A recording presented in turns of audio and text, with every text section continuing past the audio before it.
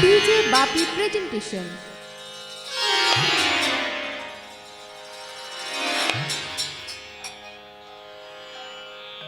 দরজা বন্ধ করে দিয়েছি।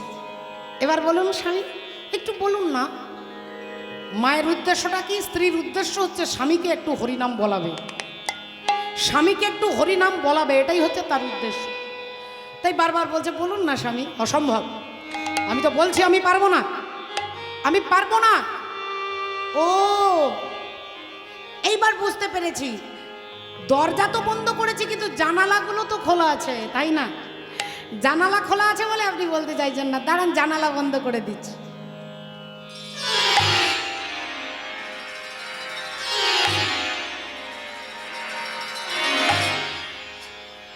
এবার দরজা বন্ধ, জানালা বন্ধ, আর আপনার কোনো চিন্তা নেই।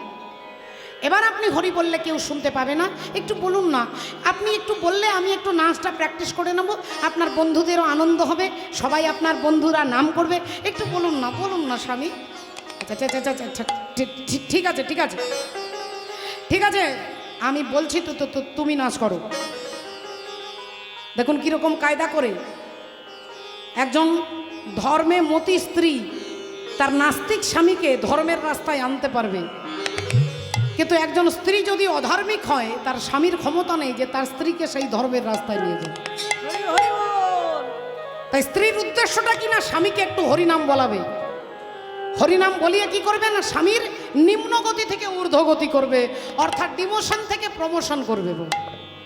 স্ত্রীর উদ্দেশ্য স্বামীকে ওপরে নিয়ে যাওয়া। ও নারী একবার যদি স্বর্গে তোলে, ও নারী একবার যদি স্বর্গে তোলে আবার পরে পাতালে পাঠায়, ওই নারীর মন বোঝা বড় দায়।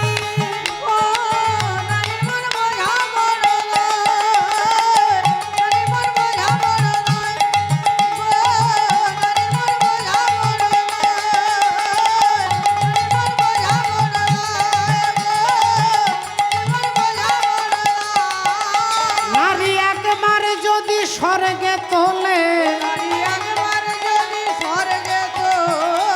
আবার পরে পাতালে পাঠাই,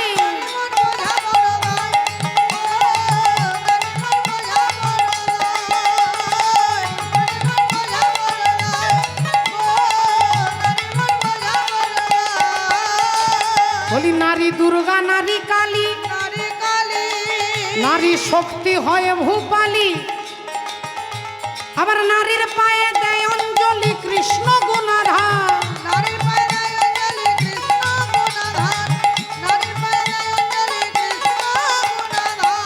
দেখুন আমাদের ধর্মে নারীদের পুজো হয়, নারী দুর্গা, নারী কালী, নারী লক্ষ্মী, নারী সরস্বতী, নারী শীতলা, নারী সন্তোষী, নারীদের পুজো হয় বলে।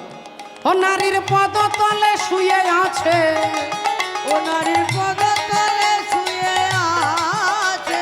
আস্তে, একজন দেবতা আছে যিনি 24 ঘন্টা নারীর পায়ের তলায় শুয়ে থাকে, আপনারা সবাই চেনেন তাকে, তার নাম হচ্ছে বাবা ভোলেনাথ। বাবা ভোলেনাথ শিব ঠাকুর, তার বুকের ওপরে মা কালী দাঁড়িয়ে আছে, আর তার বুকের ওপরে মা কালী দাঁড়িয়ে আছে। রাধে রাধে, হরিব। তাই স্বামীর বুকের ওপরে স্ত্রী দাঁড়িয়ে আছে, কি অদ্ভুত কথা দেখুন। আমরা স্বামীর গায়ে পা লাগলে স্বামীকে প্রণাম করি, আর মা কালী তার দিব্যি স্বামীর বুকের ওপরে পা দিয়ে দাঁড়িয়ে আছে। এখন মায়েরা মনে মনে চিন্তা করলেন যে তাহলে সত্যি তো মা কালী যদি তার স্বামীর বুকে পা দিতে পারে, তাহলে আজকে চৈতালির কীর্তন শেষ হলে আমরাও ঘরে গিয়ে একটু চেষ্টা করে দেখব। তা চেষ্টা করবার আগে একটু দেখে নেবেন যে বাবাদের ডবল ভ্যাকসিন হয়েছে কিনা। ও নারীর পদতলে শুয়ে আছে, ও নারীর পদতলে শুয়ে আছে, ও যে স্বয়ং ভোলা মহেশ্বর।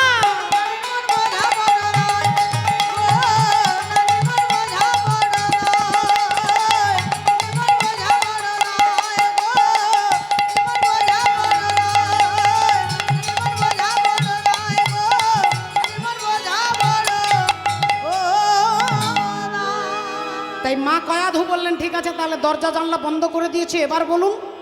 আর তখনই কয়াধু মা দূরে দাঁড়িয়েছে, নাচ করবেন বলে হিরণ্যকশিপুর রাজি হয়ে গেছেন।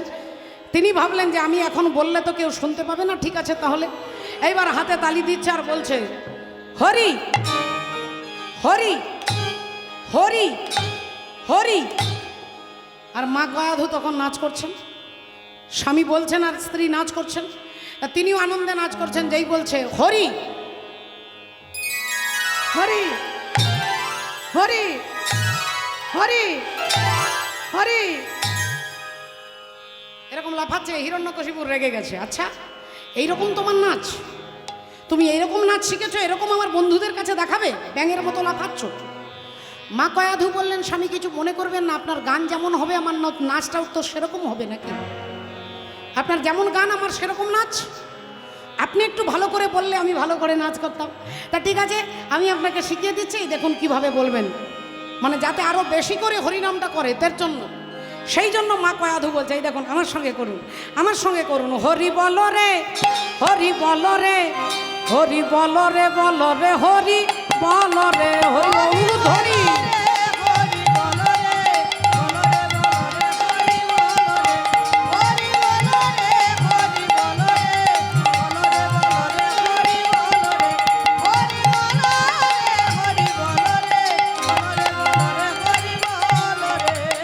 হরি বলো হরি বলো হরি বলো ভাই, হরি বলো হরি বলো হরি বলো ভাই,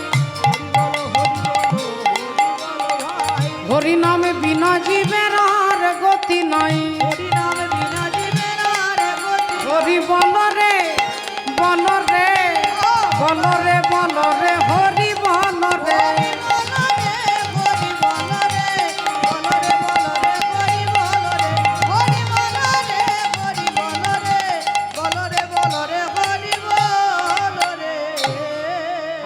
আমি হিরণ্যকশিপুর যখন হরি বলো হরি বলো হরি বলো বলে যাচ্ছে, তখন এবার মা গয়াধু নিজের ভঙ্গিমায় নৃত্য শুরু করেছেন, নিজের ভঙ্গিমায়।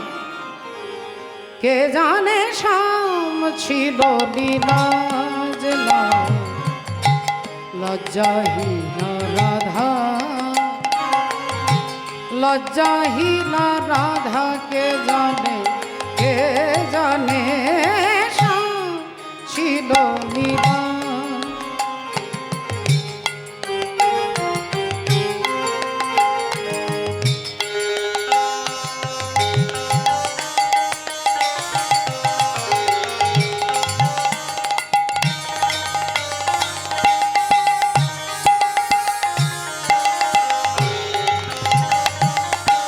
জানি না বাঁশরি নাই বাজত মধুবনে,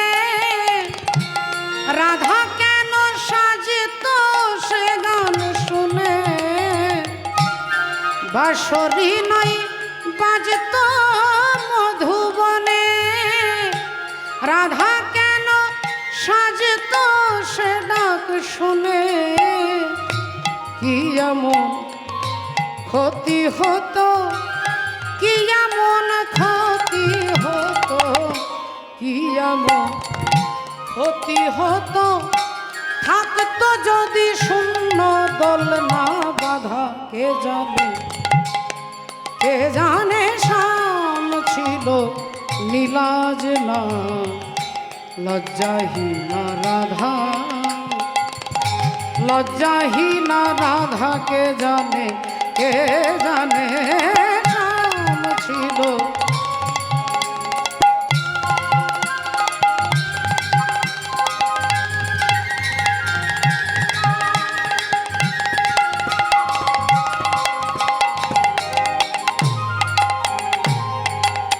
অপূর্ব অপূর্ব অপূর্ব। হিরণ্যকশিপুর স্ত্রীর নৃত্য দেখে তিনি তাড়াতাড়ি উঠে গিয়ে স্ত্রীকে আলিঙ্গন করেছেন, আর যেই পক্ষে আলিঙ্গন করে জড়িয়ে ধরে বলছে, অপূর্ব সুন্দর সুন্দর সুন্দর, তোমার নাচ আমার খুব ভালো লেগেছে, তাই আমি তোমাকে বুকে জড়িয়ে ধরেছি। আর তখনই মা গয়াধু স্বামীর কানে কানে বলছে, স্বামী আমার নাচ আপনার ভালো লেগেছে বলে আপনি যদি আমাকে জড়িয়ে ধরেছেন, তাহলে কালকে যখন আপনার বন্ধুদের কাছে নাচ করব, আপনার বন্ধুদের যদি ভালো লাগে তাহলে তারাও আমাকে এভাবে জড়িয়ে ধরবে। আর যখনই এ কথা বলেছি, হিরণ্যকশিপুর চিৎকার করে উঠেছে, এই আমার বন্ধুরা জড়িয়ে ধরবে মানে? না, আপনার ভালো লেগেছে আপনি জড়িয়ে ধরবেন, তাহলে তাদের ভালো লাগলে তারা জড়িয়ে ধরবে না? শোনো, আগামীকাল তুমি কিন্তু রাজসভায় যাবে না। এই মা, আমি আপনার বন্ধুদের নাচ দেখাবো না? না। আমি আপনার বন্ধুদের গান শোনাবো না? না। কালকে তুমি যাবে না। ইস, আপনি আপনার বন্ধুদের কথা দিয়েছেন, আপনার বন্ধুরা চলে আসবে কালকে। বললেন সে ব্যাপার আমি বুঝে নেব। খবরদার বলছি, তুমি কোনোদিন কোনো আমার বন্ধুদের কাছে কখনো নাচ করবে না, আমার বন্ধুদের কাছে তুমি গান গাইবে না। আর মা কয়াধু এটাই চেয়েছিলেন যে আমি গোবিন্দের কাছে গান করি, আমি গোবিন্দের নাচ করি, অসুরদেরকে জন্য নয়। যখনই কথা স্বামী বলেছে তখনই মা কয়াধু ভগবানকে প্রণাম করছেন। আমার বিপদে গোবিন্দ, আপদে গোবিন্দ, গোবিন্দ আমার প্রাণ, আমার বিপদে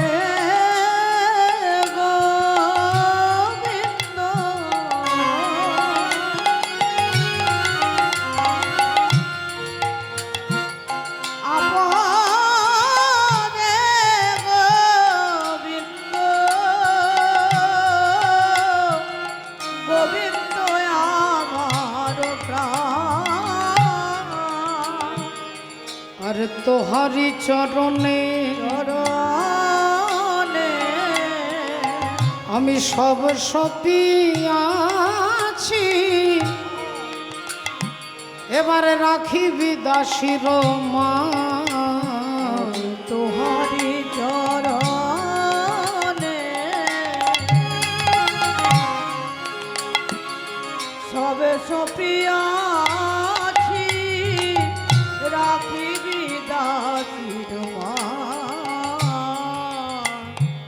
আমায় জানো চরণ ছাড়া করো না হে, আমায় চরণ ছাড়া করো না হে, আমি তোমার ওই চরণে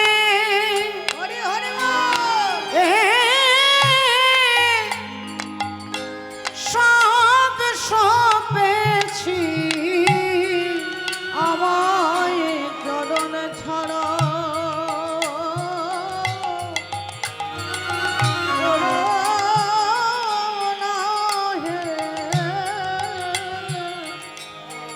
ওই চরণে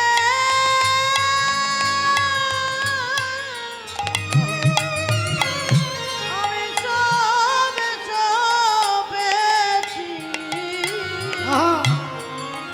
আমায় চরণ ছাড়া তুমি করো না হে, তোমার ওই চরণে হে গোবিন্দ।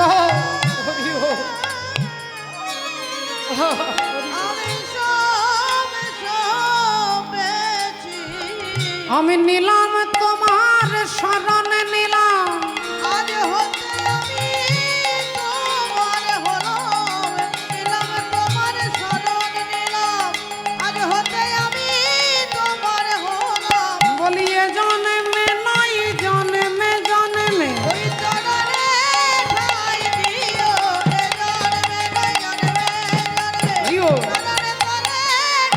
নিতাই গৌর সীতানাথ ব্রহ্মানন্দে।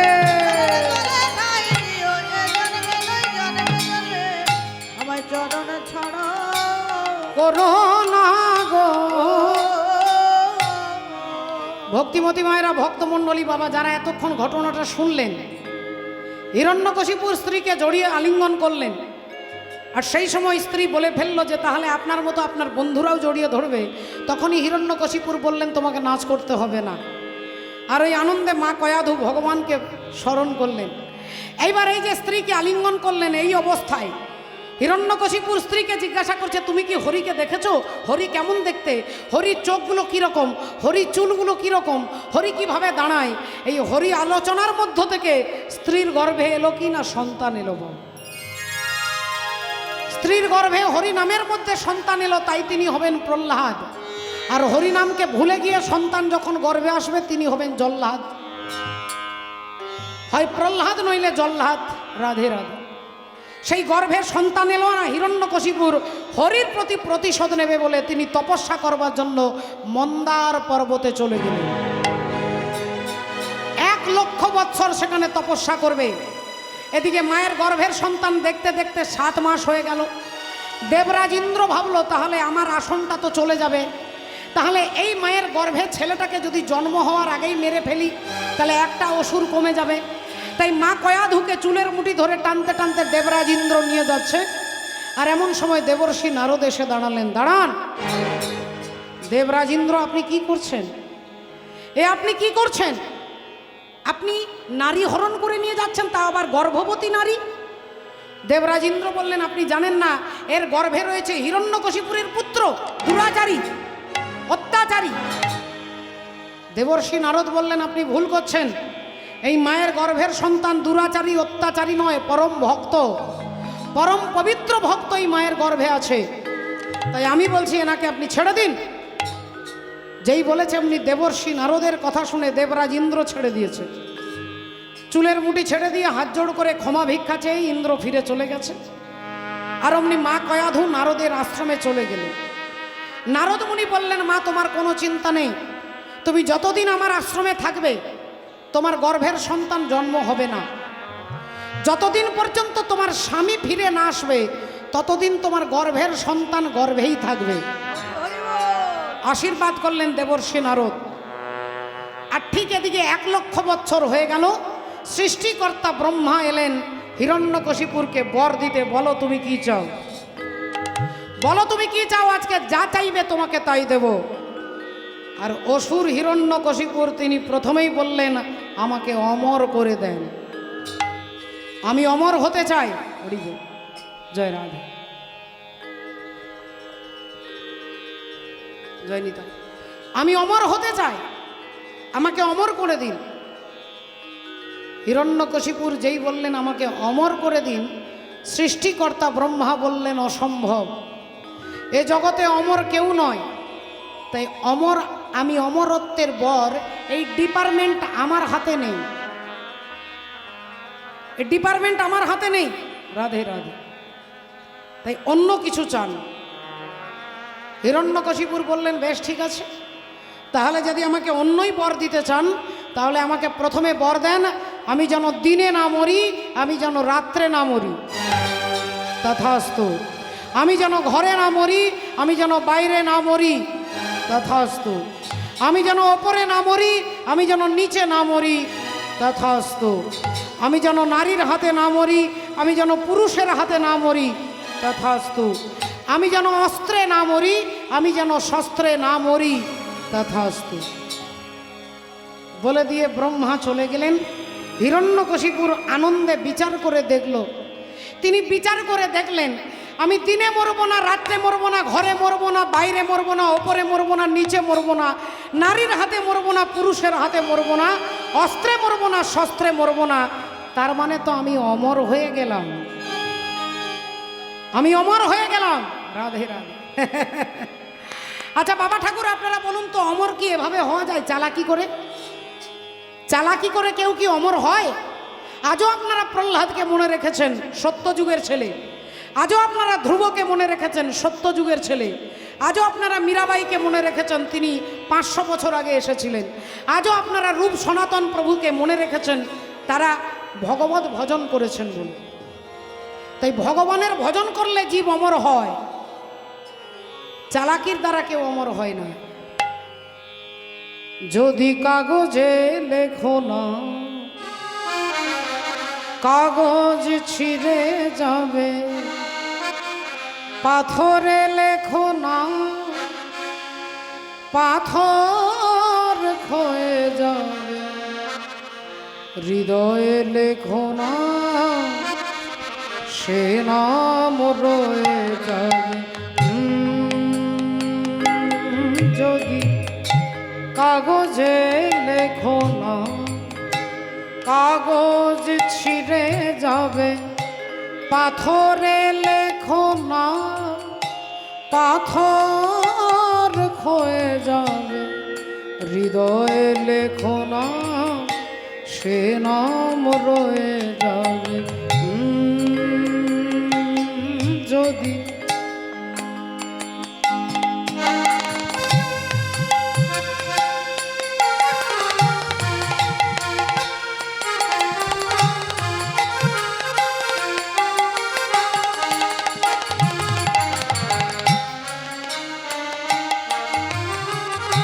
গভীর হয় গো যেখানে ভালোবাসা, মুখে তো সেখানে থাকে না কোনো ভাষা। গভীর হয় গো যেখানে ভালোবাসা, মুখে তো সেখানে থাকে না কোনো ভাষা। চোখেরও আড়ালে মাটির নিচে ওই ফলগু চিরদিনই নীরবে বয়ে যাবে। হৃদয় লেখো নাম, সে নাম রয়ে যাবে। যদি কাগজে লেখো না, কাগজ ছিঁড়ে যাবে। পাথরে লেখো না, পাথর ক্ষয়ে যাবে। হৃদয়ে লেখো না, সে নাম রয়ে যাবে। এই হিরণ্যকশিপুর ভাবলো আমি অমর হয়ে গেছি। রাধে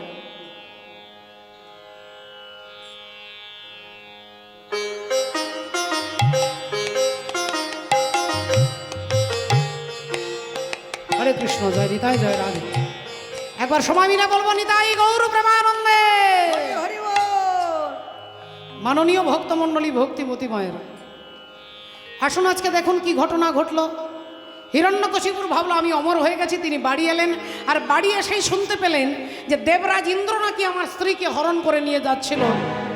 এই সঙ্গে সঙ্গে একে তো তার হাতে পাওয়ার চলে এসেছে।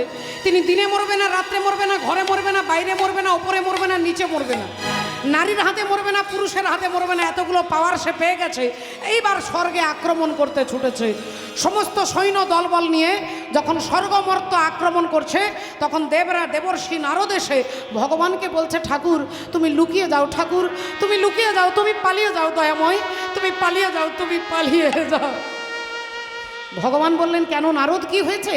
বললেন, হিরণ্যকশিপুর আজকে আসছে সবাইকে আঘাত করতে, তাই তোমাকে যদি আঘাত করে আমি সইতে পারবো না, ঠাকুর তুমি পালিয়ে যাও, তুমি পালিয়ে। ভগবান বললেন, আচ্ছা ঠিক আছে দেবর্ষি, আমি লুকিয়ে যাচ্ছি। ভগবান অন্তর্ধান হয়ে গেলেন। হিরণ্যকশিপুর এসে ভগবানকে খুঁজলেন। 1 দিন, 2 দিন, 3 দিন, 4 দিন, 5 দিন, 6 দিন ধরে খুঁজলেন। ভগবানকে যখন খুঁজে পেলেন না, 6 দিন পরে তিনি ব্যর্থ হয়ে ফিরে গেলেন। আর যখনই হিরণ্যকশিপুর ফিরে গেলেন, তখনই দেবর্ষি নারদ এসে বললেন, ঠাকুর আর কোনো ভয় নেই, হিরণ্যকশিপুর পালিয়ে গেছে, এবার তুমি বেরিয়ে এসো দয়াময়, তুমি বেরিয়ে এসো। অমনি ভগবান দেবর্ষি নারদের কাছে দাঁড়ালেন। নারদ মুনি জিজ্ঞাসা করলেন, হে দয়াময়, তুমি এমন কোথায় লুকিয়েছিলে, এমন কোথায় তুমি লুকিয়েছিলে যে 6 দিন ধরে হিরণ্যকশিপুর তোমাকে খুঁজলো কিন্তু পেল না? কোথায় লুকিয়েছিলে তুমি? ভগবান বললেন, আমি হিরণ্যকশিপুরের হৃদয়ে লুকিয়েছিলাম। বললেন, তুমি তার এখানে লুকোলে, কিন্তু সে তোমাকে খুঁজে পেল না কেন? ভগবান বললেন, শুধু হিরণ্যকশিপুরের হৃদয়ে নয়, অনন্ত কোটি জীবের হৃদয়ের মাঝে আমি লুকিয়ে থাকি, কিন্তু আমাকে কেউ দেখতে পায় না। যারা অহংকারে মাথাটা নিচু করতে পারে না, তারা আমাকে দেখতে পাবে না। আমার হিয়ার মাঝে লুকিয়েছিলে, দেখতে আমি পাইনে তোমায়, দেখতে আমি পাইনে। আমার হিয়ার মাঝে লুকিয়েছিলে, দেখতে আমি পাইনি তোমায়, দেখতে আমি পাইনি। বাহির পানে চোখ মেলেছি, বাহির পানে আমার হৃদয় পানে চাইলে, আমার হিয়ার মাঝে লুকিয়েছিলে, দেখতে আমি পাইনি তোমায়,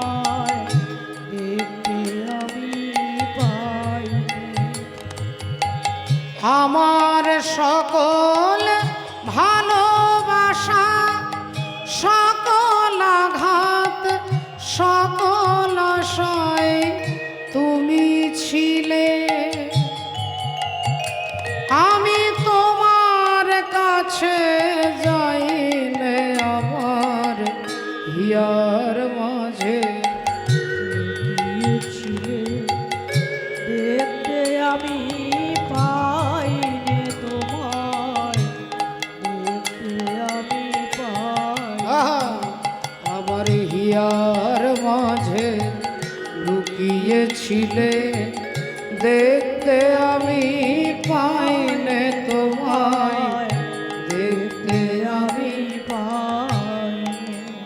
মাননীয় ভক্তমণ্ডলী, ভক্তিমতী মায়েরা, সেই হিরণ্যকশিপুর বাড়ি ফিরে এলেন।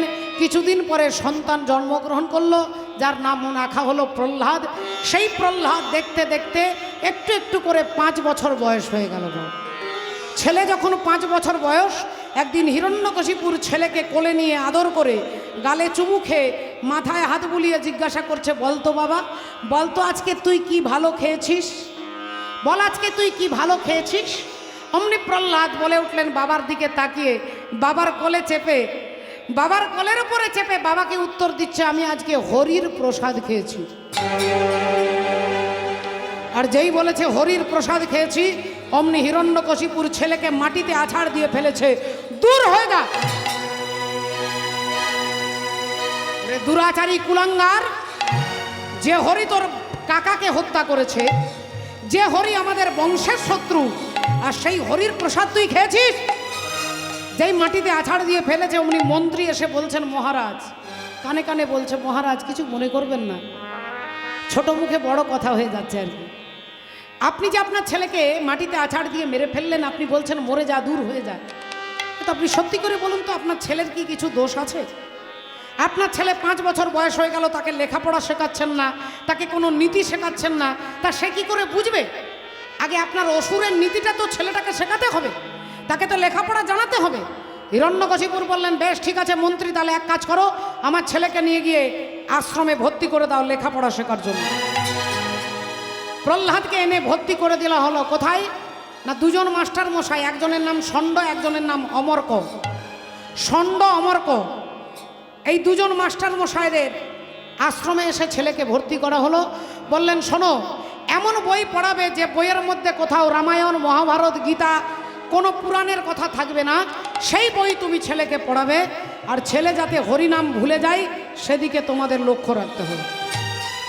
মাস্টার মশাই বললেন, মহারাজ আপনি চিন্তা করবেন না, আপনার ছেলেকে হরিনাম একবারে ভুলিয়ে দেবো, চিন্তা নেই। এইবার প্রহ্লাদকে নিয়ে পড়লেন, বল বাবা প্রহ্লাদ, বল বল ভালো করে বল, আমার সামনে মুখস্থ করে বল। বল, 1 চন্দ্র, 2 পক্ষ, 3 নেত্র, 4 বেদ, 5 পঞ্চবান, 6 ঋতু, 7 সমুদ্র, 8 অষ্টবসু, 9 নবগ্রহ, 10 দিক। বল বল বাবা। প্রহ্লাদ তখন মুখস্থ করে বলছে, 1 চন্দ্র, যাহা হয় সাধন ভজনের কেন্দ্র। 2 পক্ষ, ওই ভজন হবে জীবের লক্ষ্য। 3 নেত্র, আগে তৈরি করো ভজনের ক্ষেত্র। 4 বেদ, এ ভজন না জানলে জীবের হবে খেদ। 5 পঞ্চবান, যেখানে বিরাজ করে স্বয়ং ভগবান। 6 ঋতু, সেখানে দেখবে গোলকে যাওয়ার সেতু। 7 সমুদ্র, এ ভজন যে না জানে সে জীব হয় ক্ষুদ্র। 8 অষ্টবসু, এ ভজন জেনে শুনে যে না করে সে হয় পশু। 9 নবগ্রহ, যেখানে বিরাজ করে সচ্চিদানন্দ বিগ্রহ। 10 দিক, এ জগৎ মিথ্যা, একমাত্র গোবিন্দ চরণ সঠিক। ভক্তিমতী মায়েরা, মাস্টার মশাই বললেন, ওরে তুইও মরবি আর আমাদেরকেও মারবি। তোর বাবা বলেছে হরি নাম করা যাবে না, তাই হয়ে গেল 6 মাস, আর এই 6 মাসের মধ্যে তুই এখনো হরির নাম ভুলিসনি। হরি বল, রাধে। ভক্তিমতী মায়েরা, চলুন একবার সবাই মিলে বলবো, বলো রাধা রানী কি, বলো ভগবান কৃষ্ণচন্দ্র কি, বলো অনন্ত কোটি ভক্তবৃন্দ কি। ও मैंने रटना लगाई राधा नाम की, मैंने रचना लगाई राधा नाम की।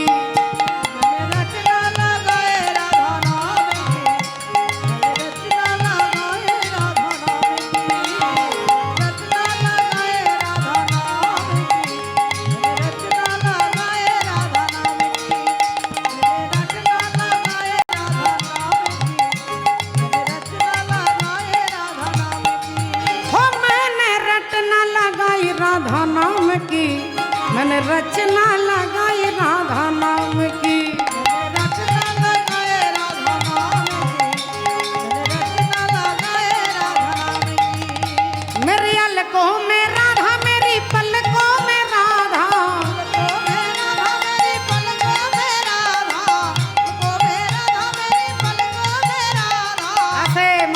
সবাই তালি তালি তালে তালে তালি দিয়ে। হ্যাঁ, মেরি আলকো মে রাধা মেরি राधा अलको में राधा मेरी पलकों में राधा मोहन मुरली हो,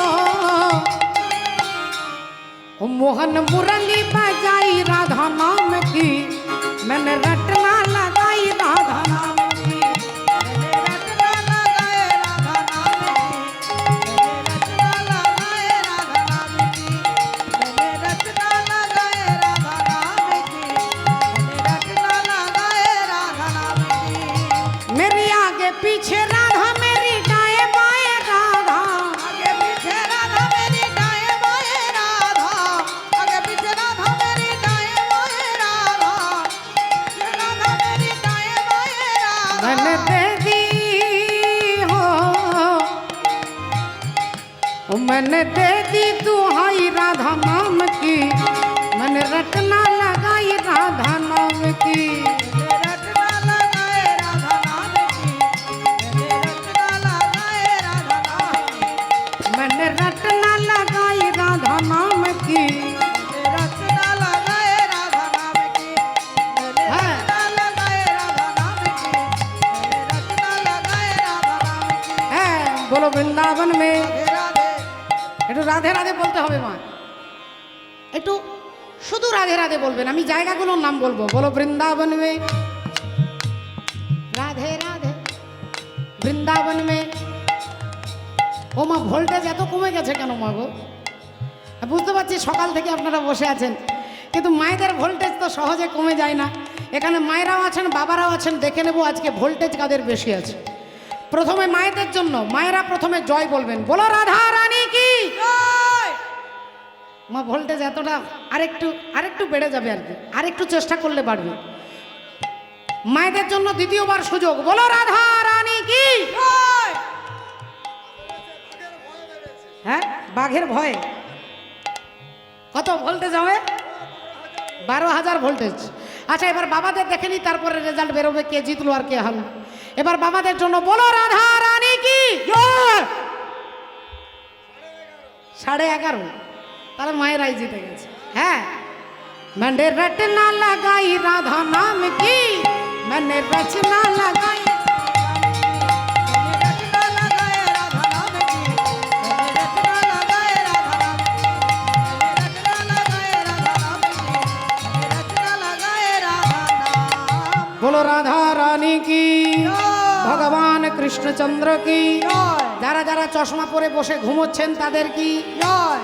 এখন ঘুমিয়ে কীর্তন শুনবেন আর সকালে কমিটির বাবাদের বলবেন, চৈতালি যে কি কীর্তন করলো কি। মা ঘুমিয়ে শুনলে বোঝা যাবে কীরকম। এবার যারা যারা ঘুমিয়ে শুনছিলেন তারা বলতে পারেন যে আমরা তো ঘুমোইনি, আমরা চোখ বন্ধ করে ধ্যান করছিলাম। হতে পারে, ধ্যান করলেও চোখ বন্ধ হয় আর ঘুমোলেও চোখ বন্ধ হয়। একজন সাধু বাবা ট্রেনের মধ্যে উঠেছে মা, ট্রেনের মধ্যে উঠেছে, ট্রেনের বগিটা পুরো খালি, একটা চেয়ারে বসে তিনি নামের মালা জপ করতে করতে তিনি যাচ্ছেন কোথায় না, হাওড়া স্টেশন যাচ্ছেন। তা হাওড়া স্টেশনে যাচ্ছেন, ট্রেনে উঠেছেন, এখন নামমালা জপ করতে করতে সাধু বাবা যাচ্ছে। আর ঠিক বাগনান স্টেশনে 5 জন ছেলে উঠেছে মা, 5 জন ছেলে বাগনান স্টেশনে উঠেছে। এখনকার ছেলে তো বুঝতেই পাচ্ছেন, রাধে রাধে। এখনকার ছেলেদের সকলের বলছি না মা, সবাই বলা ভুল হয়ে যাবে। কিছু কিছু ছেলের মাথার দিকে তাকিয়ে দেখবেন যেন চুলগুলো ছিঁড়ে দিয়েছে, হরি বল। চুলের এমন ডিজাইন বেড়েছে যেন কেউ চুল ধরে টেনে ছিঁড়ে দিয়েছে। আবার কিছু কিছু ছেলে চুলের দিকে তাকিয়ে দেখবেন যেন চুলে আগুন লেগে গেছে, আগুনের মতো চুলের রঙ। তা সেরকম 5টা ছেলে উঠেছে, উঠেই দেখছে সাধু বাবা ট্রেনে বসে আছে।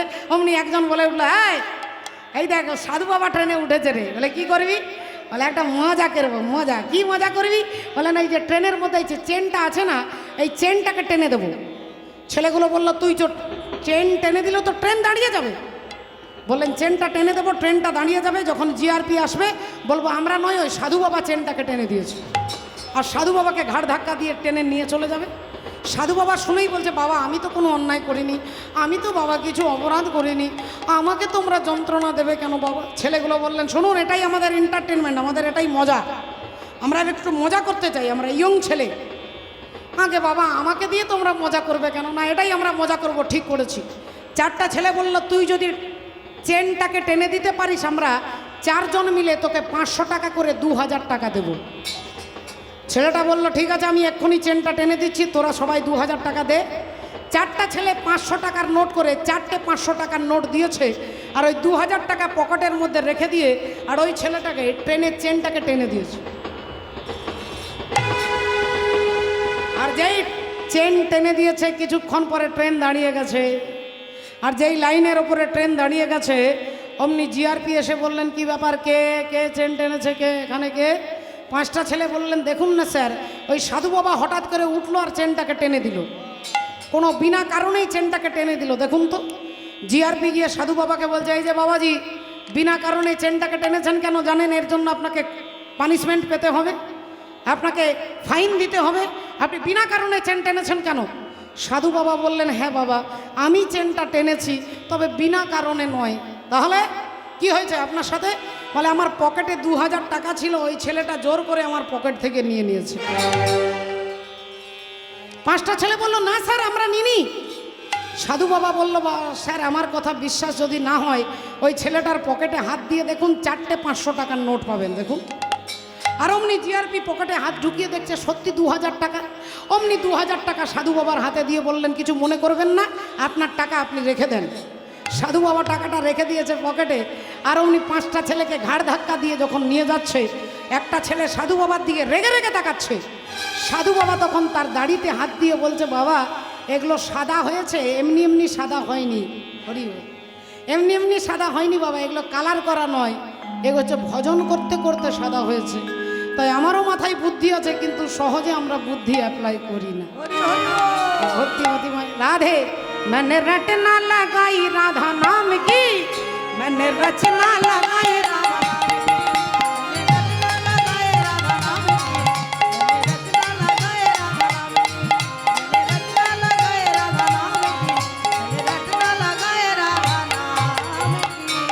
মাননীয় ভক্তমণ্ডলী ভক্তিমতী মায়েরা 6 মাস পেরিয়ে গেল। 6 মাস যখন পেরিয়ে গেল মাস্টার মশাই প্রহ্লাদকে শেখাচ্ছে বল লেখ, কয়ে কাকাতুয়া লেখ, ক ক লেখ। আর ক অক্ষরটা যেই হাতে ধরে লিখেছে অমনি প্রহ্লাদ কাঁদতে শুরু করেছে। মাস্টার মশাই বলল তুই ক লিখে কাঁদছিস কেন? কয়ের মধ্যে তো কিছু নেই, শুধু 3টে দাগ আছে। প্রহ্লাদ বললেন গুরু মশাই ওই 3টে দাগে কে কে আছে জানেন? প্রথম টানেতে আছে ব্রহ্মা বিদ্যমান, দ্বিতীয় টানেতে বিষ্ণুর অধিষ্ঠান, তৃতীয় টানেতে মহাদেবের অবসতি, আর কুণ্ডলিনীর মধ্যে দেখো আছে রাধা সতী।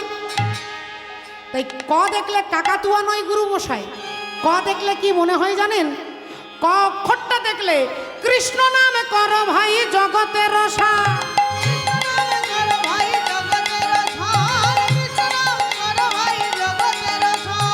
খগেশপতি যিনি জগৎ মূলাধার, খগেশপতি যিনি জগৎ মূলাধার, খগেশপতি যিনি জগৎ মূলাধার। গান করে বেদ পুরাণ সর্বশাস্ত্রে শুনি, করে বেদ পুরাণ সর্বশাস্ত্রে শুনি, গান করে বেদ পুরাণ সর্বশাস্ত্রে শুনি, করে বেদ পুরাণ সর্বশাস্ত্রে শুনি। আর নবঘন শ্যাম যিনি জগৎ চিন্তামণি, নবঘন শ্যাম যিনি জগৎ চিন্তামণি, নবঘন শ্যাম যিনি জগৎ চিন্তামণি। সর্বনাশ, তোর বাবা তোকেও মারবে আর আমাদেরকেও মারবে। ওরে তুই এখনো পর্যন্ত হরিনাম করছিস, 6 মাস পেরিয়ে গেল, তোর বাবা এলে আমরা কি বলবো? আর সত্যি সত্যি একদিন হিরণ্যকশিপুর এসে ছেলের আশ্রমে দাঁড়িয়ে চিৎকার করে ডাক দিলেন প্রহ্লাদ এদিকে আয়। অমনি প্রহ্লাদ এসে বাবার কাছে দাঁড়িয়ে প্রণাম করে দাঁড়িয়েছেন। হিরণ্যকশিপুর ছেলেকে আবার আদর করছে, আবার কোলে নিয়েছে, আবার কোলে নিয়ে আদর করে জিজ্ঞাসা করছে বলতো বাবা এই পৃথিবীর মধ্যে সর্বশক্তিমান পুরুষকে, অনন্ত ব্রহ্মাণ্ডে সর্বশক্তিমান পুরুষকে বল।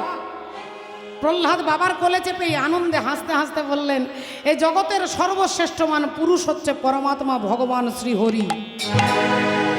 আর যেই বলেছে হরি আবার কোল থেকে মাটিতে আছাড় দিয়ে ফেলেছে, মরে যা ওরে দুরাচারী, ওরে কুলাঙ্গার, ওরে অসুরকুলের কলঙ্ক। যে হরি তোর কাকাকে হত্যা করেছে সেই হরির নাম তুই করছিস। তোকে বারবার বলেছি হরিনাম করবি না, হরিনাম করবি না।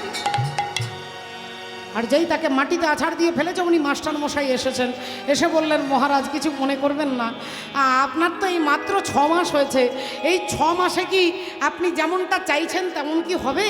আর একটু তো সময় দিতে হবে মহারাজ, আর কিছুদিন সময় দেন, আপনার ছেলেকে আমরা আপনার মতোই তৈরি করে দেব। হিরণ্যকশিপুর বললেন তাহলে মনে রেখো আর 6 মাস সময় দেব, এর মধ্যে আমার ছেলে যেন আমার মতো হয়ে যায়। বলে তিনি বেরিয়ে চলে গেলেন। মাস্টার মশাই তাদেরকে বলতে লাগলেন হরিবল, বলতে লাগলেন যে শোন বাবা, হরিনাম করিস না বাবা, হরিনাম ভুলে যা, হরিনাম ছেড়ে দে। আমায় বলো না ভুলিতে হরিনাম মধু না, বলো না ভুলিতে হরিনাম, বলো না ভুলিতে, বলো না, বলো না ভুলিতে, বলো না। ওগো কৃষ্ণ নাম মোর প্রাণেরি প্রাণ, কত মধুর প্রাণারা, বলো না ভুলিতে, বলো না, হরিনাম, বলো না ভুলিতে, বলো না, হরিনাম, বলো না ভুলিতে, বলো না। কত সুধা মাখা ওগো মধুর হরিনাম, হরি হরি, কত সুধা মাখা মধুর হরিনাম, ওগো জগতে নাই তার তুলনা, তাই বদন ভরে গায় কৃষ্ণ নাম হরি নাম, বদন ভরে গায় কৃষ্ণ নাম, হরিনাম, আমায় বলো না ভুলিতে, বলো না হরিনাম, বলো না ভুলিতে, বলো না, বলো না ভুলিতে, নানা, বলো না ভুলিতে, নানা, বলো না ভুলিতে, বলো না। ভক্তিমতী মায়েরা মাস্টার মশাই দুজন ভাবলো তাহলে তো আমরা পারছি না, তাহলে কি করলে প্রহ্লাদকে হরিনামটা বন্ধ করা যায়। আমার থেকে আরও যারা মাস্টার ভালো মাস্টার আছে তাহলে তাদের সঙ্গে একটু আলোচনা করতে হবে। তাই দুজন মাস্টার মশাই ষণ্ড আর অমর্ক তারা তাদের গুরুদেবের কাছে আলোচনা করতে গেছে যে প্রহ্লাদকে কিভাবে হরিনামটা বন্ধ করানো যায়। তারা আলোচনা করতে চলে গেছে আজকে স্কুল ছেড়ে দিয়ে। এখন স্কুলে যত ছাত্র সবাই প্রহ্লাদকে ঘিরে দাঁড়িয়েছে, আর ঘিরে দাঁড়িয়ে বললেন কিরে প্রহ্লাদ, জানিস তো আজকে স্কুলে কোনো মাস্টার মশাই নেই, তাই আমরা তোর কাছে এসেছি। আচ্ছা প্রহ্লাদ, তোর বাবাকে তোর ভয় করে না? প্রহ্লাদ বললেন না। বললেন কেন রে? তোর বাবাকে আমার বাবা ভয় পায়, আমার বাবার বাবা ভয় পায়, তুই এইটুকু ছেলে ভয় পাস না কেন? বললেন এই জগতে যারা গোবিন্দের ভজন করে তাদেরকেই সবাই ভয় পায়, তারা কাউকে ভয় পায় না। ইস, তুই না কি সুন্দর কথা বলিস, তোর কথা শুনলে না আমাদের হৃদয়টা আনন্দে জড়িয়ে যায়। আচ্ছা প্রহ্লাদ, তুই এতদিন একা একা হরিনাম করেছিস, আজকে আমরা সবাই তোর সঙ্গে হরিনাম করতে চাই। যেহেতু স্কুলে কোনো মাস্টার মশাই নেই তাই আমরা সবাই মিলে তোর সঙ্গে হরিনাম করব। প্রহ্লাদ বললেন ঠিক আছে, তাহলে হরিনাম যদি করবি তাহলে সবাই মিলে কর। এখন সমস্ত ছাত্ররা প্রহ্লাদের সঙ্গে তালে তালি দিয়ে সবাই হরিনাম করছে। জপে যাও নামের মালা, জপে যাও নামের মালা সর্বদা অন্তরে। সবাই মিলে মাগো, সবাই হরি বল। হরে কৃষ্ণ হরে কৃষ্ণ, কৃষ্ণ কৃষ্ণ, হরে হরে, হরে রাম, হরে রাম, রাম রাম, হরে হরে। জপে যাও নামের মালা, জপে যাও নামের মালা সর্বদা অন্তরে। হরে কৃষ্ণ, হরে কৃষ্ণ, কৃষ্ণ কৃষ্ণ, হরে হরে, হরে রাম, হরে রাম,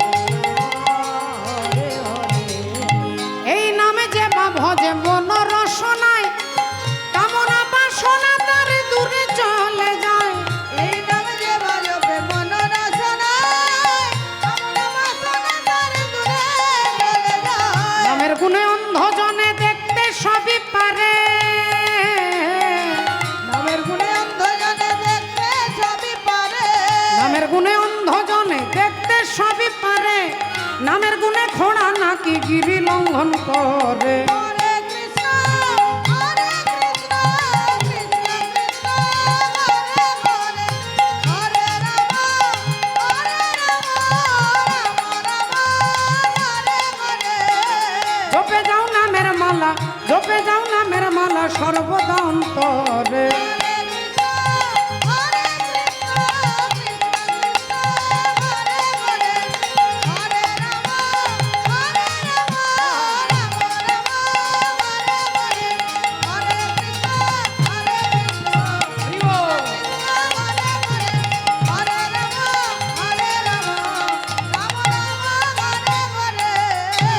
আর সমস্ত ক্লাসে যত ছাত্র ছিল সবাই হরিনাম করছে।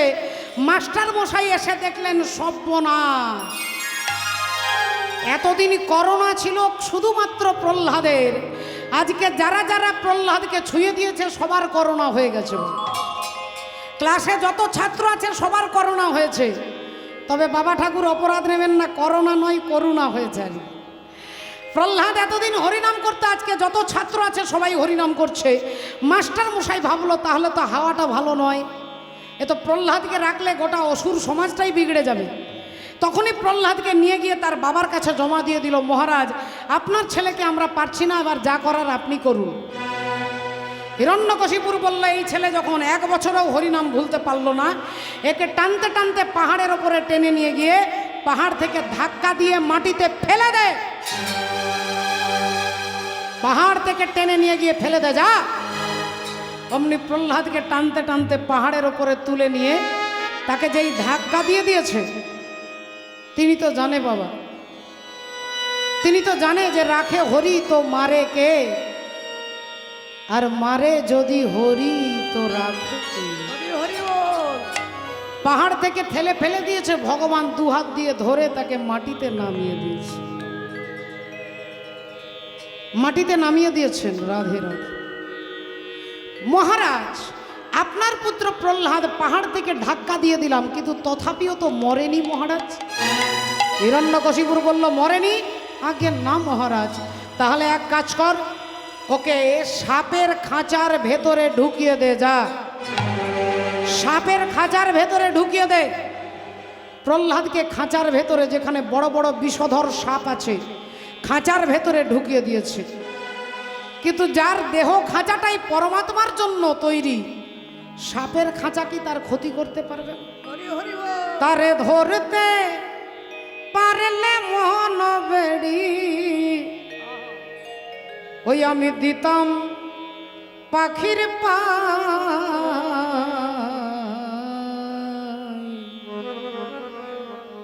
ওরে কেমনে আসে যায় ওই খাঁচার ভিতর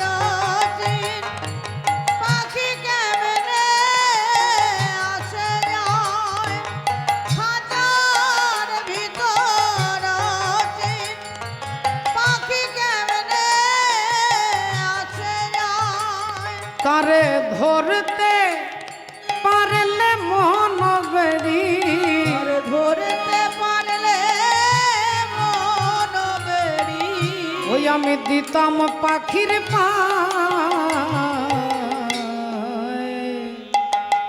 কেমনে আসে যায় ওই খাঁচার ভিতর পাখি কেমনে আসে যায়। ও যে 8 কুঠুরি 9 দরজাটা, আবার মাঝে মাঝে ঝলকা কাটা। ওই 8 কুঠুরি 9 দরজায় আটা, মাঝে মাঝে ঝলকা কাটা। দেখো তার উপরে সদর কোঠা, তার উপরে সদর কোঠা, সেথায় আয়না মহল তা।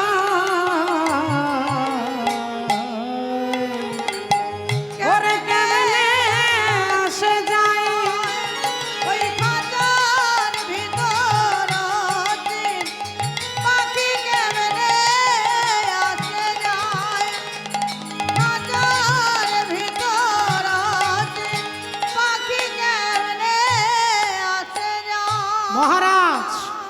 আপনার ছেলেকে সাপের খাঁচার ভেতরে ঢুকিয়ে দিয়েছি, কিন্তু সমস্ত সাপেরা প্রহ্লাদের পায়ের কাছে মাথা গুজে পড়ে আছে, কেউ তাকে দংশন করেনি।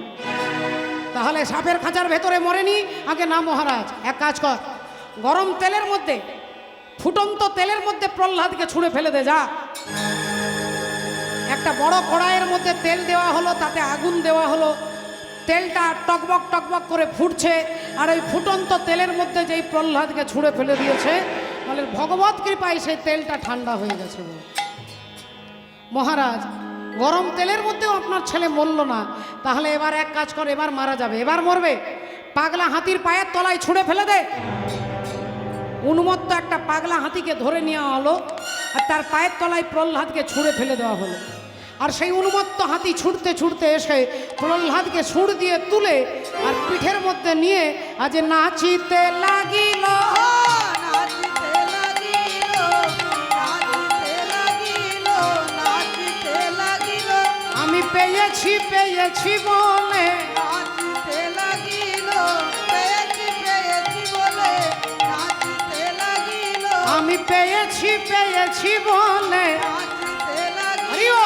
পেয়েছি পেয়েছি, আহা ভক্তের চরণ আমি পেয়েছি পেয়েছি বলে, ভক্তের চরণ আমি পেয়েছি পেয়েছি বলে, নাচিতে লাগিল। আনন্দে হাতিটা পিঠের মধ্যে নিয়ে প্রহ্লাদকে ছুঁড়ে তুলে নৃত্য করছে। মহারাজ, আপনি বললেন পাগলা হাতির পায়ের তলায় ছুঁড়ে ফেলে দিতে, কিন্তু তথাপিও তো প্রহ্লাদ মরেনি। হিরণ্যকশিপুর বললেন ঠিক আছে দাঁড়াও, এবার মরবে, এবার মরবে, এবার মারা যাবে।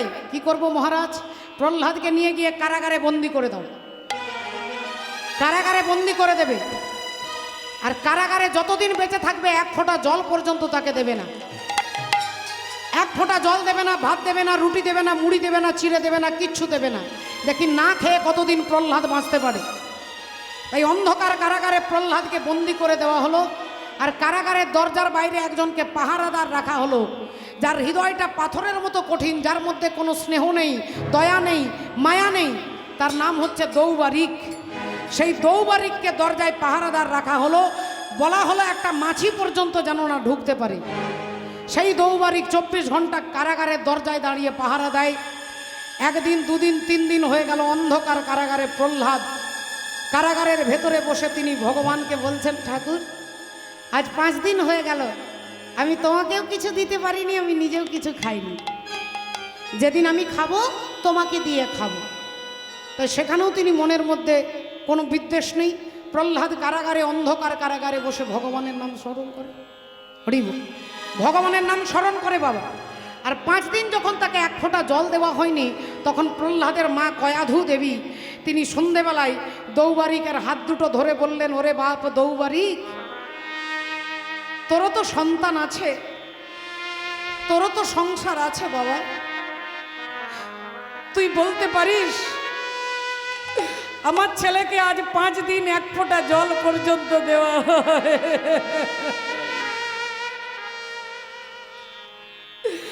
5 দিন হয়ে গেল তাকে এক ফোঁটা জল পর্যন্ত দেয়নি, কিন্তু আমি মা হয়ে কেমন করে সহ্য করবো? তুই বলতে পারিস বাবা? তাই আমি, আমার স্বামী তোকে যত বেতন দেয়, 30 দিন পরে যত বেতন দেয়, আমি একদিনে তার দ্বিগুণ বেতন দেব। শুধু আমার ছেলেকে এই নাড়ু আর এই জলটা একটু দিয়ে আয়। হরি, নাড়ু আর জল দিয়ে আয়। রাধে রাধে। লোভে পড়ে গেলেন দৌবারিক, বলল একটা কাজ করতে পারলে দ্বিগুণ বেতন পেয়ে যাব। তা ঠিক আছে রানীমা, তবে এখন দেওয়া যাবে না, এখন সকলে দেখছে।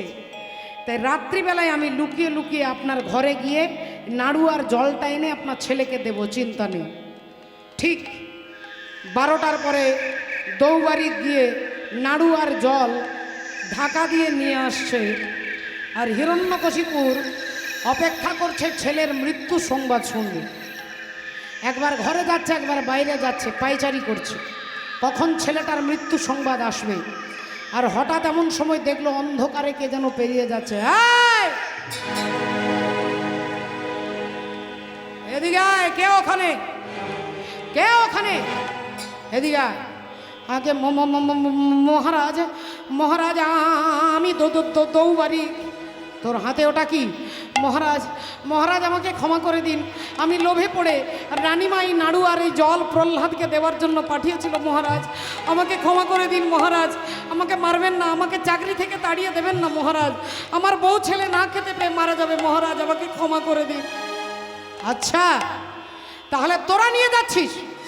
মহারাজ আপনি যা বলবেন তাই করব মহারাজ, কোনোদিন এই ভুল আর হবে না। দে থালাটা দে, তোর হাতে থালাটা দে। আর যেই নাড়ুর থালাটা হিরণ্যকশিপুরের হাতে দিয়েছে, হিরণ্যকশিপুর বিষ নিয়ে এই নাড়ুগুলোকে মাখিয়ে দিচ্ছে। কালকুট বিষ মাখিয়ে দিয়ে বলছে, যা এই নাড়ুগুলো দিবি, যা প্রহ্লাদকে, যা প্রহ্লাদকে দিবি, যা। শোন, ওই কারাগারে ছিদ্র দিয়ে দেখবি কেমন করে নাড়ুগুলো খাচ্ছে, কেমন করে ছটপট করছে, কেমন করে জিভটা বেরিয়ে যাচ্ছে, কেমন করে চোখগুলো বেরিয়ে যাচ্ছে, নিজের চোখে দেখবি, দেখে এসে আমাকে বলবি, তবে আমার শান্তি হবে। যা। দৌবারিক থালাটা এনে প্রহ্লাদকে দিয়েছেন। রাজকুমার আপনার মা পাঠিয়েছে। আর প্রহ্লাদ ওই থালাটা নিয়ে বিষ মাখানো নাড়ু একটা হাতে নিয়ে ভগবানকে ডাকছে আর বলছে, ঠাকুর আজ 5 দিন হয়ে গেল তোমাকে আমি কিচ্ছু দিতে পারিনি ঠাকুর, আমি নিজেও কিছু খাইনি, তোমাকেও কিছু দিতে পারিনি, এসো দয়াময়, এসো এসো, আমার মা নাড়ু পাঠিয়েছে, তুমি সেবা করো দয়াময়, নাও। আর দৌবারিকে অর্ডার দেওয়া আছে ছিদ্র দিয়ে দেখতে হবে। সে কারাগারে ছিদ্র দিয়ে দেখছে আর মনে মনে ভাবছে, আচ্ছা কাকে ডাকছে, কাকে ডাকছে, কে আসবে কারাগারে? যেখানে একটা মাছি ঢুকতে পারে না সেখানে কে আসবে? এই ছিদ্র দিয়ে দেখতে গিয়ে দেখছে অন্ধকার কারাগার আলোয় আলোকিত হয়ে গেছে, আলোয় আলোকিত হয়ে গেছে। ভালো করে যখন দৃষ্টি দিয়ে দেখছে তখন দেখছে শঙ্খ চক্র গদা পদ্মধারী হরি অন্ধকার কারাগারে এসে দাঁড়িয়েছে। আর বিষ মাখানো নাড়ু প্রহ্লাদ এগিয়ে দিয়ে বলছে, নাও দয়াময়, নাও, সেবা করো, সেবা করো প্রভু। দৌবারিক ছিদ্র দিয়ে দেখছে আর বলছে, আরে নেবে কি করে, নেবে কি করে, ওর মধ্যে তো বিষ আছে, তুমি জানো না কিন্তু সে জানে, তাই বিষ মাখানো নাড়ু সে নেবে কি করে? আর এটা দৌবারিক ভাবছে, আর ভগবান বিষের নাড়ুটা হাতে ধরেছে বলে দৌবারিক দেখে বললেন, নাড়ুটা তুমি হাতে ধরতে পারো কিন্তু তুমি তো মুখে দিতে পারবে না, ওতে তো বিষ আছে, তুমি তো মুখে দিতে পারবে না। এটা দৌবারিক ভাবছে, আর ভগবান এক একটা বিষ মাখানো নাড়ু তিনি সেবা করছেন, তিনি সেবা করছেন। রাধে রাধে। এক একটা বিষ মাখানো নাড়ু ভগবান সেবা করছে। দৌবারিক দেখে মনে মনে বলছে, আচ্ছা তা তুমি না হয় বিষ খেতে পারো, তুমি বিষ হজম করতে পারো, কিন্তু তোমার ভক্ত প্রহ্লাদ খাবে কি? সে তো আজ 5 দিন না খেয়ে বসে আছে, সে তো 5 দিন না খেয়ে বসে আছে, সে খাবে কি? আর অমনি ভগবান বিষের নাড়ুগুলো সেবা করে প্রহ্লাদকে অমৃত মাখানো নাড়ু তার মুখে দিচ্ছে। নাও প্রহ্লাদ, নাও, নাও, সেবা করো। এবার সেই অমৃত মাখানো নাড়ু একটা একটা করে মুখে দিচ্ছে। আর দুরাচারী, অত্যাচারী, পাপাচারী, নিষ্ঠুর, নির্মম দৌবারিকের চোখ দিয়ে দরদর করে জল পড়ছে, দৌবারিকের চোখ দিয়ে ঝরঝর করে জল পড়ছে। আর দৌবারিক মনে মনে বলছে, ও তাহলে তুমি ভক্তের জন্য বিষও খেতে পারো, তুমি ভক্তের জন্য বিষ খাও আর ভক্তকে অমৃত দান করো। হরি হরি বল। তুমি ভক্তের জন্য বিষ খাও আর ভক্তকে অমৃত দান করো। আর অমনি থালাটা এনে প্রহ্লাদ দিচ্ছে, ও দৌবারিক কাকা, এই নাও, আমার মাকে বলো আমার প্রভু সেবা করেছেন। আর থালাটা যেই দৌবারিকের হাতে দিয়েছে অমনি থালাটা ধরে দৌবারিকের সর্বঙ্গ কাঁপছে, সর্বঙ্গ থরথর করে কাঁপছে, চোখ দিয়ে দরদর করে জল পড়ছে, সারা দেহ রোমাঞ্চিত হচ্ছে। থালাটা বুকের মাঝে জড়িয়ে ধরে দৌবারিক কাঁদতে কাঁদতে যাচ্ছে, আর হিরণ্যকশিপুর দাঁড়িয়ে আছে মৃত্যু সংবাদ শুনবে বলে।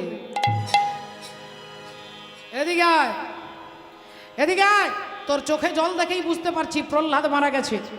তা বল, মরবার সময় ছটফট করছিল তো নাকি? বাবা গো মা গো বলে চিৎকার করছিল তো? আচ্ছা আচ্ছা, জীবটা বেরিয়ে গেছে তো নাকি? প্রহ্লাদ খুব কষ্ট পেয়েছিল তো? আরে বল, হাঁ করে আমার দিকে তাকাচ্ছিস কি, বল। মহারাজ, আপনার পুত্র প্রহ্লাদের কিচ্ছু হয় নাই মহারাজ। মরেনি? আগে না মহারাজ। ওরে অপদার্থ, তোদের দিয়ে একটাও কাজ হবে না, যা ভেতরে যা, যা ঘরের ভেতরে কাজ করবি, যা। আগে মহারাজ, আর ভেতরে যাব না। কি আমার মুখের সামনে দাঁড়িয়ে বলছিস আমার কথার অবাধ্য, তুই ভেতরে যাবি না? কাল সকাল হলে তোকে ঘাড় ধাক্কা দিয়ে চাকরি থেকে দাঁড়িয়ে দেবো। আগে মহারাজ, আগামী কাল সকালে নয়, কাল সকালবেলায় নয়, আজকে এক্ষুনি এই মুহূর্তে আমি আপনার চাকরি থেকে পদত্যাগ নিলাম, আমি আপনার চাকরি ছেড়ে দিলাম। হিরণ্যকশিপুর বললেন, চাকরি ছেড়ে দিলে তোর বউ ছেলে খাবে কি? বললেন, মহারাজ, এতদিন এটাই ভাবতাম যে আমি টাকা রোজগার করে সংসার প্রতিপালন করি, কিন্তু মহারাজ আমি নিজের চোখে দেখে এলাম তিনি ভক্তের জন্য বিষ খায় আর ভক্তকে অমৃত দান করে। মহারাজ, ভক্তকে অমৃত দান, ভক্তকে অমৃত দান। কার কথা বলছিস তুই? কার কথা বলছিস তুই? আমার দাস হয়ে, আমার চাকর হয়ে কার কথা বলছিস? দৌবারিক বললেন, হে দয়াময়, হরি বল, ভগবানকে স্মরণ করে বলছেন, আজকে যা বলবো আমি সত্যি কথা বলবো, শুনুন মহারাজ হিরণ্যকশিপুর। এতদিন আমি আপনার দাস ছিলাম, কিন্তু এবার যদি দাস হতে হয় আমি শ্রী গোবিন্দের দাস হব। আমি শ্রী গোবিন্দের দাস হব, শ্রী গোবিন্দের দাস হব। আমি তোমার দাসত্ব করব না গো, আমি শ্রী গোবিন্দের দাস হব, তোমার দাসত্ব করব না গো, শ্রী গোবিন্দের দাস হব। আমি তোমার দাসত্ব করব না গো, জন্মে নয়, জন্মে জন্মে তোমার দাসত্ব করব না গো, জন্মে নয়, জন্মে জন্মে তোমার দাসত্ব করব না গো। আমি শ্রী গোবিন্দের দাস হব। দাস যদি হতে হয় আমি গোবিন্দের দাস হব, এই বলে দৌবারিক ছুটে বেরিয়ে গেলেন। হিরণ্যকশিপুর বললেন, না না না না না, তাহলে আর ছেড়ে দেওয়া যাবে না। আয়, কে আছিস? প্রহ্লাদকে কারাগার থেকে টেনে বার করে নিয়ে এসে আমার চোখের সামনে দাঁড় করা। প্রহ্লাদকে বার করে এনে বাবার কাছে দাঁড় করিয়েছে। আজকে পিতা পুত্র মুখোমুখি দাঁড়িয়েছে। হিরণ্যকশিপুর বড় বড় চোখ করে ছেলের দিকে তাকিয়ে বলে উঠল, বল বল, তোকে পাহাড় থেকে ঠেলে ফেলে দিলাম, সেদিন তোকে কে বাঁচিয়েছে বল? আমার হরি বাঁচিয়েছে বাবা। যেদিন তোকে সাপের খাঁচার ভেতরে ঢুকিয়ে দিলাম সেদিন তোকে কে বাঁচিয়েছিল? আমার হরি বাঁচিয়েছে বাবা। তোকে গরম তেলের মধ্যে ছুঁড়ে ফেলে দিলাম, কে তোকে বাঁচিয়েছে? আমার হরি বাঁচিয়েছে বাবা। আচ্ছা, তা তো তোকে তোকে তোকে যখন বিষ খাইয়ে দিলাম, কে তোকে বাঁচিয়েছে? আমার হরি বাঁচিয়েছে। তোকে বারবার হরি বাঁচাচ্ছে না? তোকে বারবার হরি বাঁচাচ্ছে।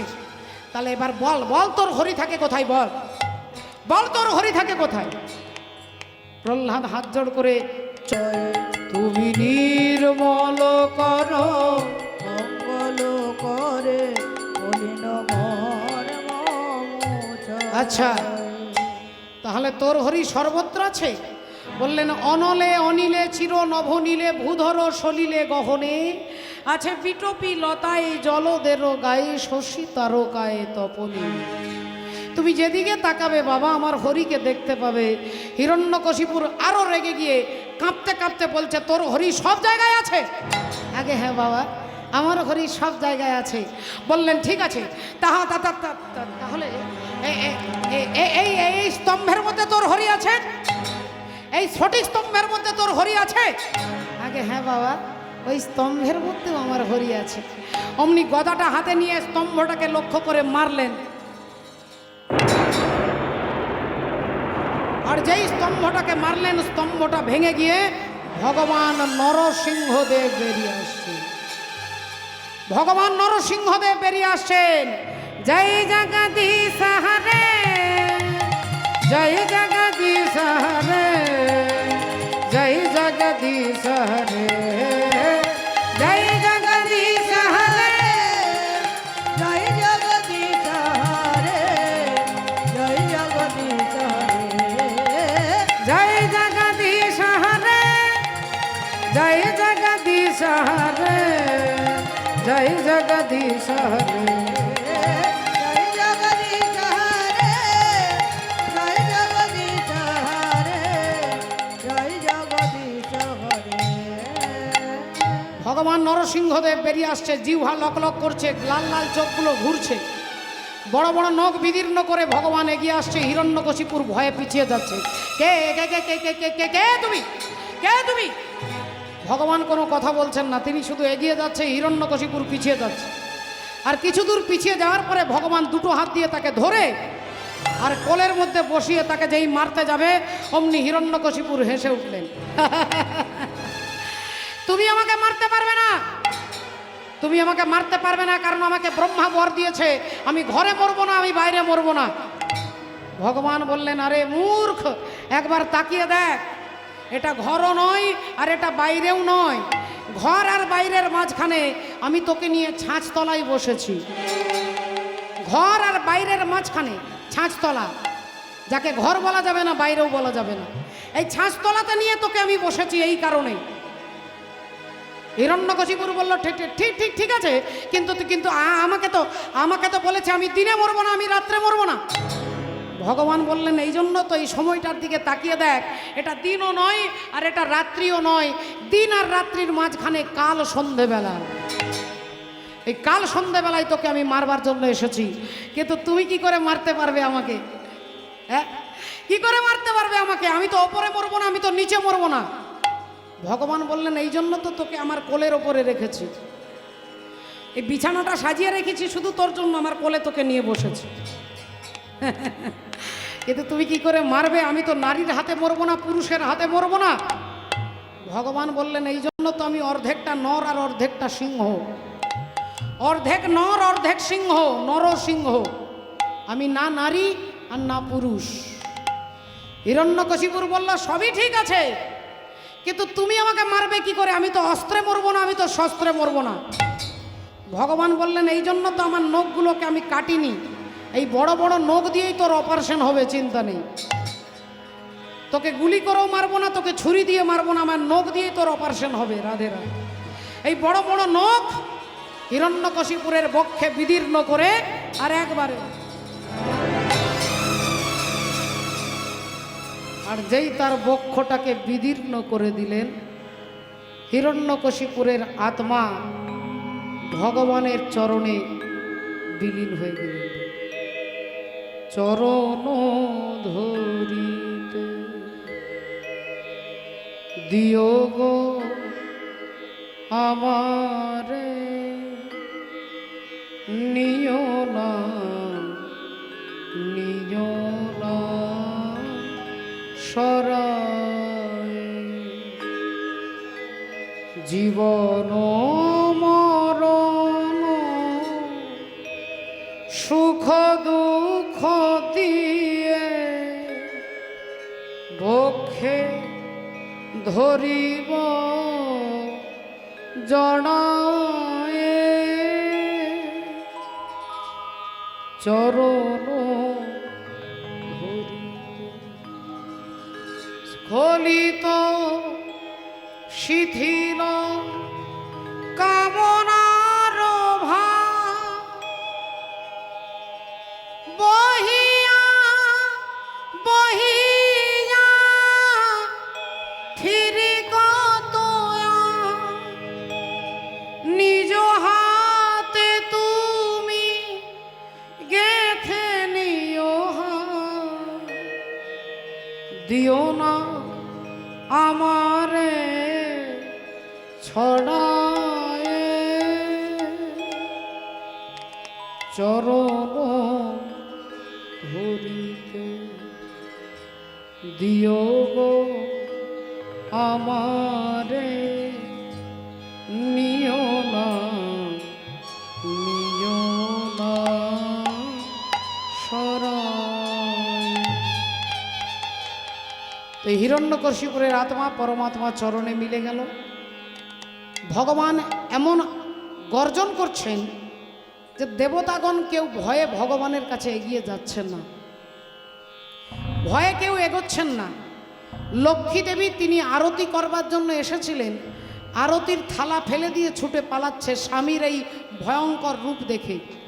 কেউ যখন ভগবানের কাছে এগিয়ে যাচ্ছেন না, তখন দেবর্ষি নারদ প্রহ্লাদকে বললেন, যাও প্রহ্লাদ, তুমি পারবে একমাত্র ভগবানকে শান্ত করতে, যাও তুমি যাও। প্রহ্লাদ তখন এগিয়ে যাচ্ছে। নারদ মুনি জিজ্ঞাসা করছে, তোমার ভয় হবে না? যে ভগবানকে ব্রহ্মা ভয় পেয়ে এগোচ্ছে না, ইন্দ্র ভয় পেয়ে যাচ্ছে না, তোমার 5 বছরের ছেলে, তোমার ভয় নেই? প্রহ্লাদ বললেন, না। কেন? বললেন, একটা সিংহ যখন গর্জন করে তখন হাতি পর্যন্ত ছুটে পালায়, কিন্তু সিংহের বাচ্চারা, সিংহের যারা বাচ্চা তারা ভয় পায় না, কারণ তারা জানে যে আমার মা। ঠিক সেই রকম প্রহ্লাদ বলছে, ভগবানের এই ভয়ঙ্কর রূপ সেটা আমারই জন্য, আমারই জন্য তিনি নর আর সিংহ রূপ ধারণ করে এসেছে। তমেব মাতা চ পিতা তমেব, তমেব বন্ধুশ্চ সখা তমেব। দাও যাও যাও প্রহ্লাদ যাও। প্রহ্লাদ এসে ধীরে ধীরে ভগবানের হাঁটুতে হাত দিয়ে দাঁড়িয়েছে। আর যেই হাঁটুতে হাত দিয়ে দাঁড়িয়েছেন, অমনি ভগবান শান্ত হয়ে গেলেন, শান্ত হয়ে গেলেন। প্রহ্লাদকে অমনি বুকের মাঝে জড়িয়ে ধরেছে।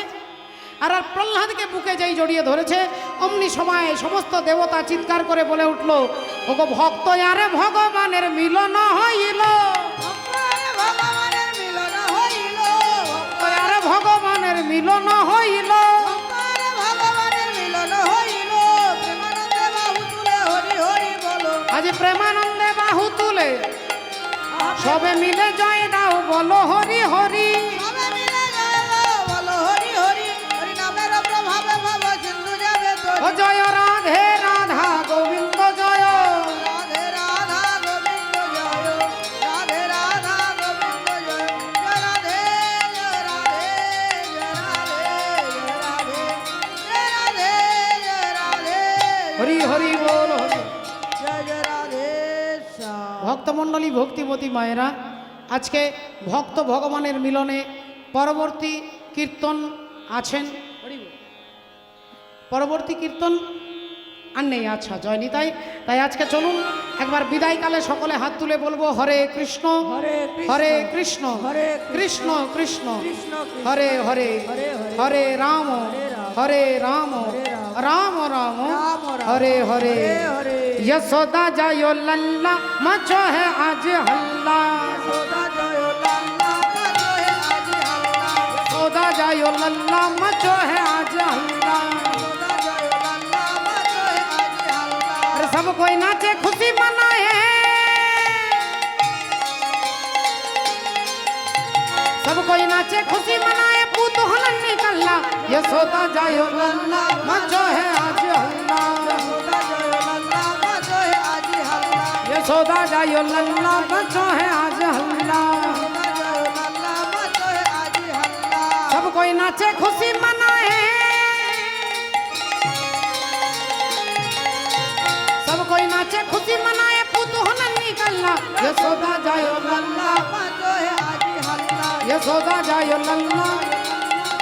हरि बोल हरि बोल हरि बोल।